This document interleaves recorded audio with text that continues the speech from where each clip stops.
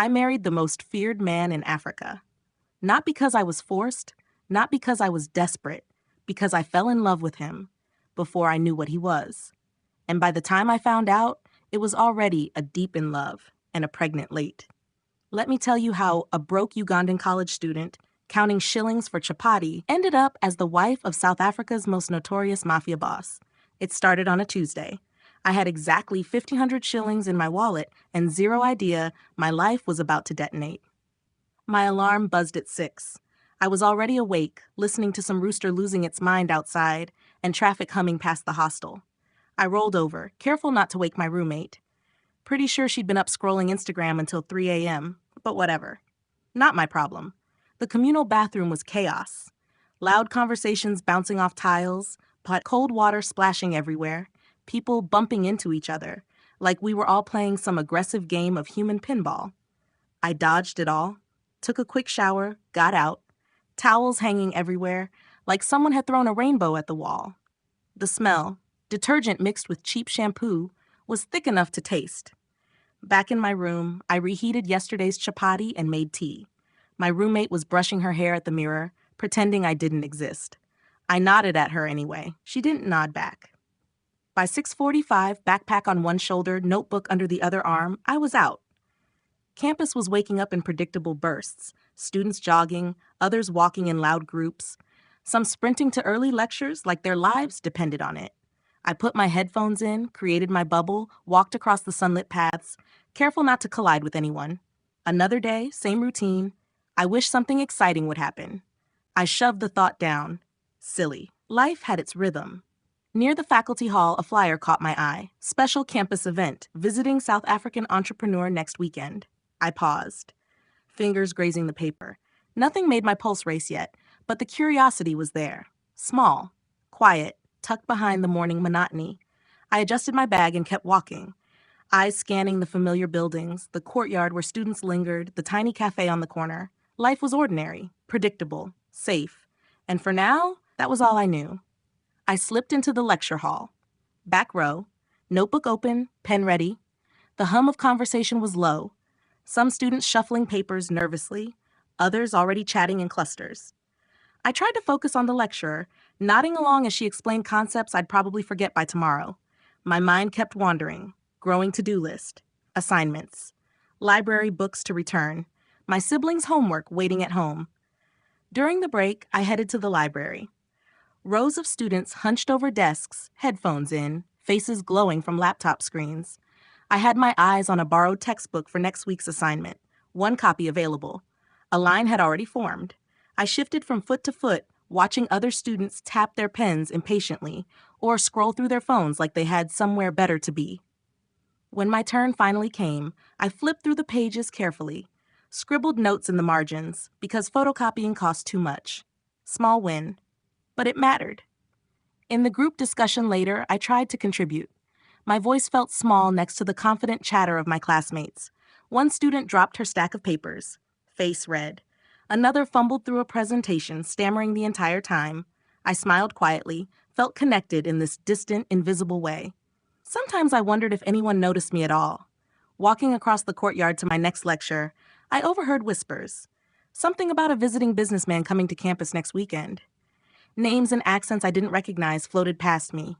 I tucked the information away, curiosity sparking quietly in the corner of my mind. Life was still predictable. Lectures, notes, small victories. But there was a faint pull at the edges of my routine.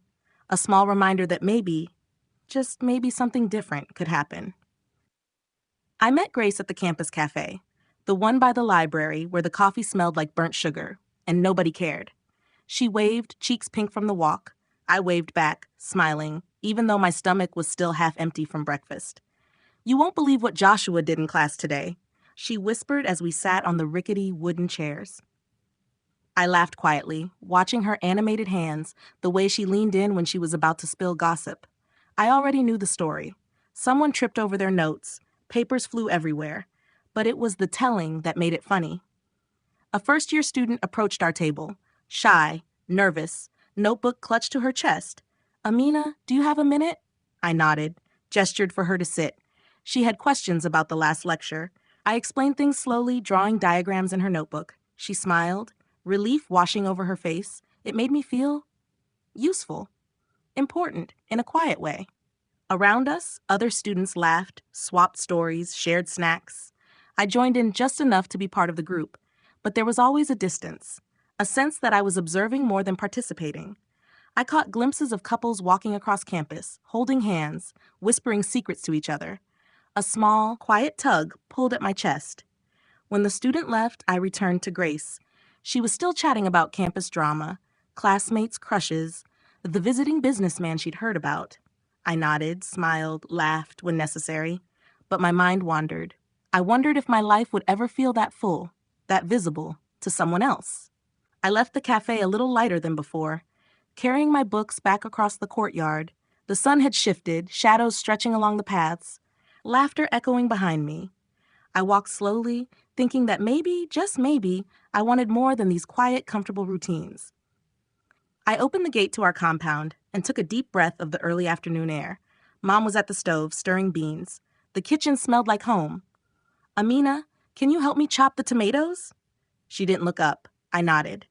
Grabbed the knife and the cutting board. "Did you finish your assignments?" The question came between stirs. I nodded again. The words felt automatic. She glanced at me, eyes soft but tired. "Remember, I expect good marks. You're not just doing this for yourself." I smiled faintly. It didn't reach my eyes. I was doing it for all of us. My younger brother, Samuel, was hunched over the table with his math homework, pencil squeaking against the page. I leaned over, showed him a shortcut. He frowned at first, then brightened. "Thanks, Amina." He said it quietly. I felt a little warmth settle in my chest. Father was in the living room, reading a newspaper, voice low as he spoke to himself. "Amina, don't leave the tap running." He glanced briefly at me. There was distance in him, a barrier I never learned to cross. I bit back a sigh, went back to the kitchen. We finished cooking together. I carried the food to the small table in the backyard. We ate under the sun that was starting to dip toward the horizon. Small silences. But they weren't uncomfortable, just the quiet weight of daily life. Responsibilities shared without words.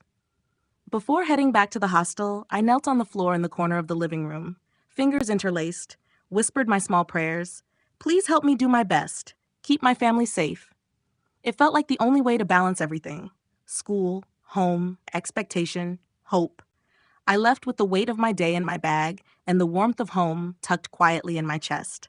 Tired, but ready to face the rest of my routine, one step at a time. I stepped out of the hostel with exactly 1,500 shillings in my wallet. Not a cent more. Not a cent less. I needed a notebook.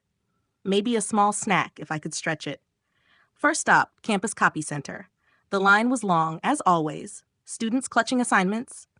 Some muttering about professors who clearly enjoyed making our lives difficult.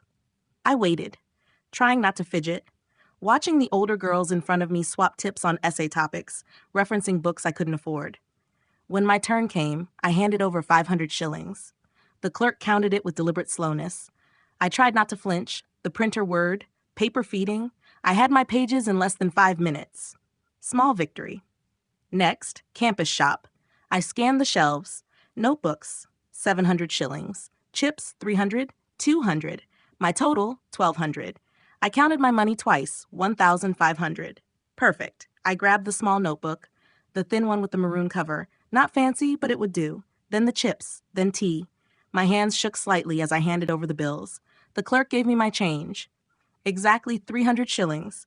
I walked back to the hostel, bag swinging at my side. Each step felt heavier, but also lighter. I had managed it. I had done it myself. Back in my room, I spread out my little haul on the desk. Notebook, chips, tea. A simple triumph in a world that seemed designed to make me count every cent, every step, every choice. I smiled at myself in the mirror above the desk. "You did it." I whispered it. Not to anyone else. Not that anyone would care. Just me. Later, as I sat scribbling notes and assignments into my new notebook, I felt a small surge of pride. Maybe it was ridiculous to feel victorious over 1,500 shillings and a bag of chips. Maybe it was. But today, I had stretched every coin, managed every task, walked back without asking for help, and for a brief moment, I felt capable, independent. Like I could handle more than just money. I poured the last sip of tea into my cup and listened to the campus buzz outside. Students laughing, talking, the distant honk of a boda boda. My little corner of the world felt quieter somehow. Controlled. Mine. I leaned back in my chair and scribbled a single line in the notebook. I can do this. I always find a way. And just for a second, I allowed myself to hope. The hostel was quiet now. Too quiet, maybe. Just the hum of the ceiling fan, the distant chatter of someone practicing their speech down the hall, the low thump of my own heartbeat. I opened my notebook again, the one I bought this afternoon, after rationing every cent. Flipped it open, stared at the blank page. I didn't know what to write. Not really. I didn't want to record lectures or deadlines or who owed me money. I wanted something more, something that wasn't a list. So I wrote the first thing that came to mind. I wonder if life will ever be more than lectures, assignments, and chores. I stared at it. The words looked small on the page, like they didn't belong, but they did. They were mine. I wrote about the day, the small victories, the long walk back from the shop with tea and chips, the feeling of independence, of doing everything myself and stretching what little I had until it almost felt like freedom. Then I wrote about the other part, the part I never said out loud, the part that makes me restless when the campus goes silent. I want more. I want to see somewhere I've never been. I want to meet someone who doesn't just notice me because I'm helpful. I want something that isn't predictable. I paused.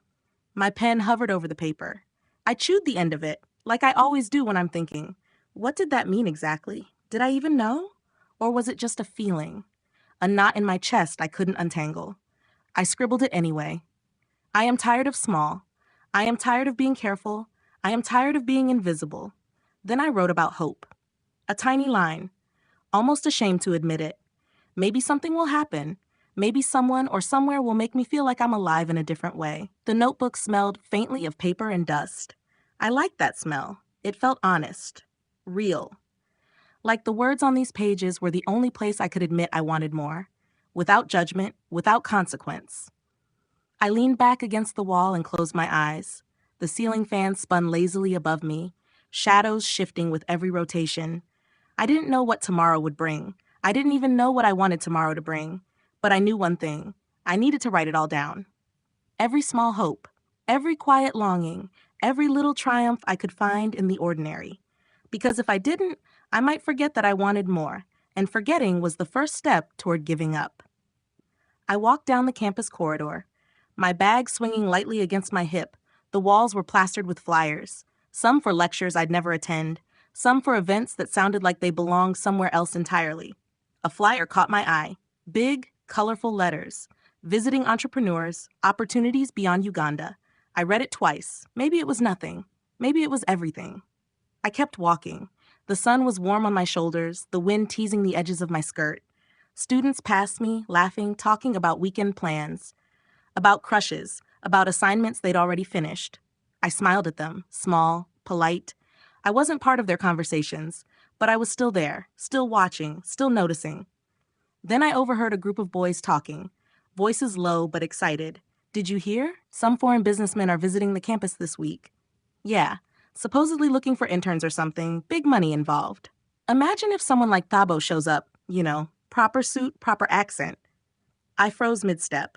Thabo, the name sounded familiar, but I didn't know why. Maybe it was just a coincidence. Maybe it wasn't. I moved to the lawn near the bulletin board. A couple of students were whispering about a weekend event, a charity gala in Kampala. Tickets priced higher than my monthly food allowance. They didn't notice me listening. I didn't care. Maybe something bigger is coming. The thought flickered in my chest, warm and unsettling all at once. I walked past the cafe, past the library, caught sight of a pair of students holding hands, walking slowly under the jacaranda trees, laughing, leaning into each other, comfortable in ways I'd only imagined. I looked down at my notebook poking out of my bag. I wanted to write it all down, every name, every whisper, every small spark of curiosity, but I didn't, not yet. I wanted to feel it first, the curiosity, the anticipation, the quiet twitch of hope that maybe the world outside my routine could reach me, even just a little, because if I didn't notice it now, if I didn't let it sink in, maybe it would pass me by. And I wasn't ready for that. Not anymore.